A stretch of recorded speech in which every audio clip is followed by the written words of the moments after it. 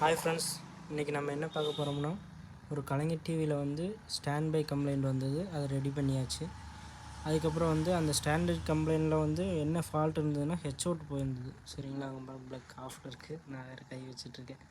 Stand by ஹெச்அவுட் போயிருந்தது. ஹெச்அவுட் வந்து நம்ம மாற்றியாச்சு. சரிங்களா, ஹெச்அவுட் எங்கே காமிக்கிறேன், சின்ன ஹெச்அவுட் மாற்றியாச்சு. ஹெச்அவுட் மாற்றினால உங்களுக்கு செட் ஆன் பண்ணோன்னு எல்ஓடிலேருந்து கிறுக்குன்னு சவுண்டு வந்து எல்ஓடி கம்ப்ளைண்ட்டு எல்ஓடி மாற்றியாச்சு. பார்த்துக்கோங்க.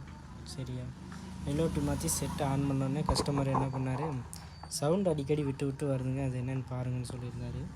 அதுக்கு நம்ம என்ன பண்ணியிருந்தோன்னா, செட்டை ஆன் பண்ணிவிட்டு ஆன் பண்ணி எல்லா சவுண்டு ஆன் பண்ணோம். சவுண்டு வரல.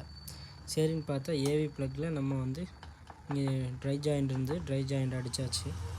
எல்லாமே இந்த கலைஞர் டிவி சிஆர்டிலலாம் என்ன பண்ணுவாங்கன்னா, சவுண்டு வரலைன்னா முதல்ல மியூட் டிரான்சிஸ்டரை தூக்கி விட்டு பார்ப்பாங்க.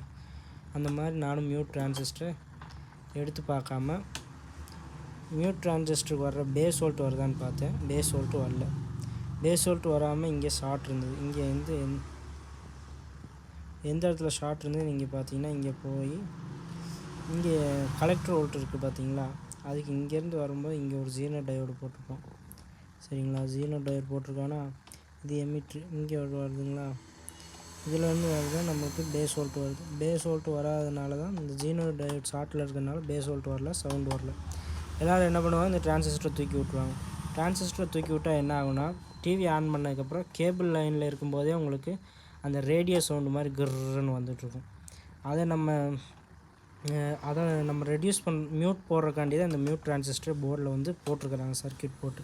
இதை எல்லோரும் என்ன பண்ணிடுறாங்க, டெக்னீஷியன்ஸ்லாம் எடுத்து விட்டுறாங்க. இது எடுத்து விட்றதுனால மியூட் சவுண்டு வந்துடுது. அப்போ அந்த கேபிள் லைன் ஆன் பண்ணோன்னா மியூட் சவுண்டு கிர்ன்னு வரும். அதை எடுக்கிறதுக்கு தான் நம்ம இந்த டிரான்சிஸ்டர் எடுக்காமல் அதில் என்ன ஷார்ட்டுன்னு பார்த்து இந்த ஜீனோ டயோடு எடுத்து விட்ருக்கோம். பார்த்தீங்கன்னா இங்கே ஜீனோ டயோடு இங்கே தான் இருந்துச்சு, இங்கே கீழே வந்துருச்சு. சரிங்களா, இப்போ பார்த்தீங்கன்னா செட்டை ஆன் பண்ணோடனே உங்களுக்கு அந்த சவுண்டு வராது, வால்யூம் வரும்.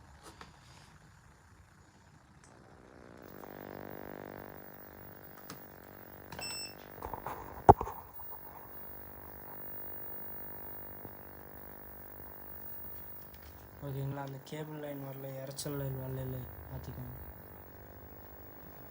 எனக்கு தெரியும், அதை நான் பார்த்துக்கிறேன். ஓகேங்களா, செட்டு ஓகே.